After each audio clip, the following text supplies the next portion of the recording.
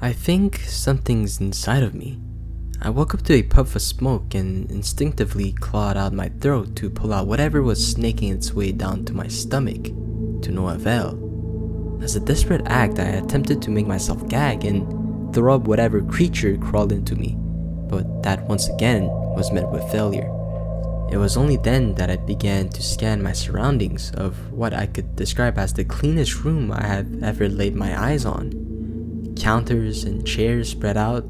Everything in this room was sparkling clean to the point I could even see my reflection on the wall. Every object is covered in a bright white, all shimmering from the blinding light above me. Everything except for the chrome table I found myself waking up on. Once again, a jolt of pain slides down my inflamed throat.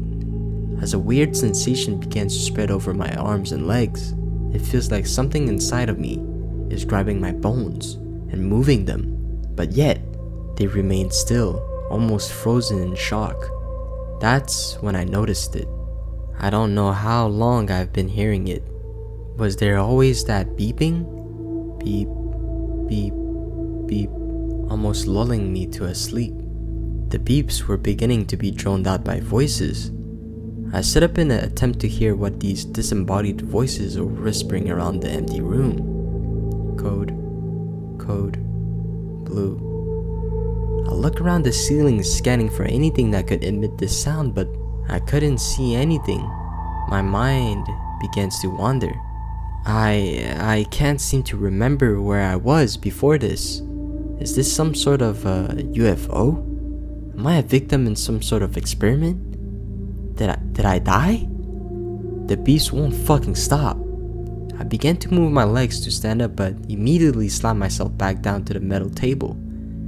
This thing is clawing out of my chest. I looked down in horror as my chest began to split open. I attempt to scream, but nothing comes out. My skin is getting peeled back and my sternum begins to crack.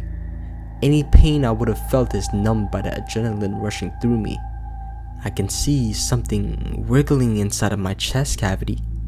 A hissing sound echoes throughout inside of me.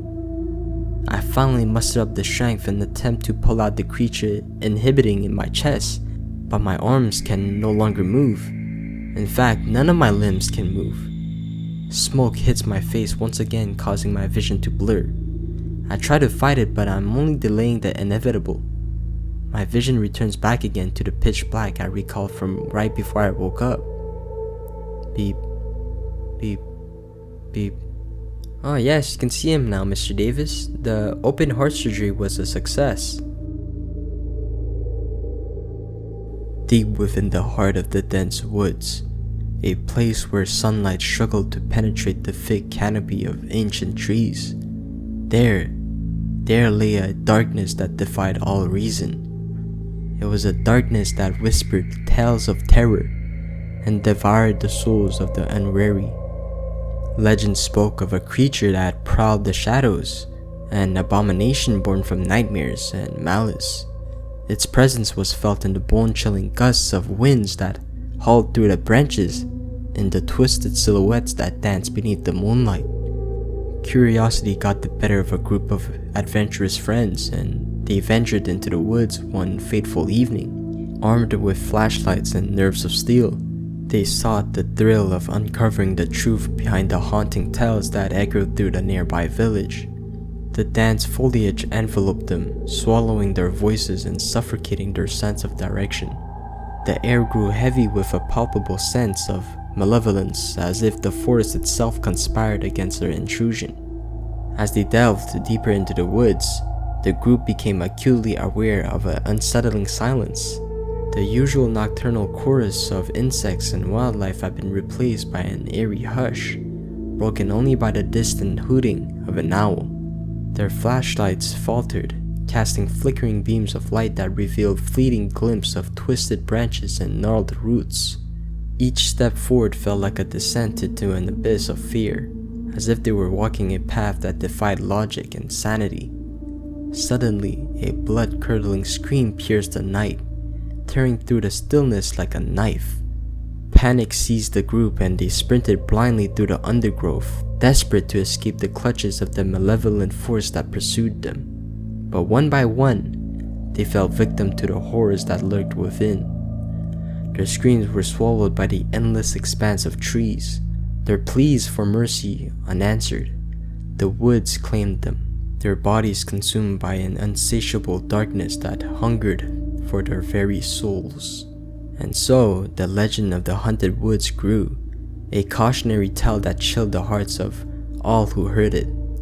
None dared to venture into the depths of that cursed forest, for they knew the fate that awaited those who dared to tread upon its haunted grounds. To this day, the wood stands as a grim reminder of the terrors that lie beyond the realm of human understanding, a place where the line between reality and nightmare blurs, and where those who enter may never escape the clutches of the ancient evil that lurks within the shadows. I woke up suddenly, the room cloaked in an unsettling darkness. Confusion and fear wrapped around me like icy tendrils as I realized I was not in my own bed. Panic surged through my veins when I realized I was trapped inside a house I had never seen before. The air felt heavy, suffocating, as if the very walls were watching me with sinister intent. Moonlight filtered through the tattered curtains, casting eerie shadows on the worn-out furniture. Every creak, every whispered sigh of the wind sent shivers down my spine. I stumbled out of the room, my footsteps muffled by the threadbare carpet beneath me. The hallway stretched out before me, seemingly endless, its walls adorned with faded portraits of long-forgotten faces. The silence was deafening, broken only by the sound of my own quickening breaths. With trembling hands, I tried the doorknobs, hoping to find an escape from this nightmarish place, but to no avail. The doors refused to yield, as if mocking my futile attempts. I was a prisoner in this haunted house, trapped in a maze of never-ending corridors. As I ventured deeper into the house, a sense of foreboding tightened its grip around me. Whispers brushed against my ears, their words indecipherable yet laced with malice. Shadows darted and danced along the walls, distorting reality with their grotesque forms. My heart raced and my mind swam with dread. It was as if the house itself had a malevolent consciousness toying with me, relishing in my growing terror. Desperation clawed at my chest, but escape remained an elusive dream. Rooms merged into a blur of darkness, their contents warped and twisted. The house seemed to twist and contort, its architecture defying logic. The boundaries between reality and nightmare blurred, and I questioned my own sanity. Hours turned into days, or perhaps it was an eternity. Hunger gnawed at my stomach, yet there was no food to be found.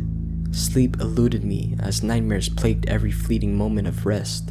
The walls closed in on me, their oppressive presence squeezing the air from my lungs. I had become a mere shell of my former self, hunted by the torments of the house. Its secrets whispered to me in the dead of the night, promising release from this living nightmare if only I would surrender my soul. But I clung to a flicker of hope, a silver of determination. I would not succumb to the house's dark allure. I would fight tooth and nail for my freedom, even if it seemed impossible.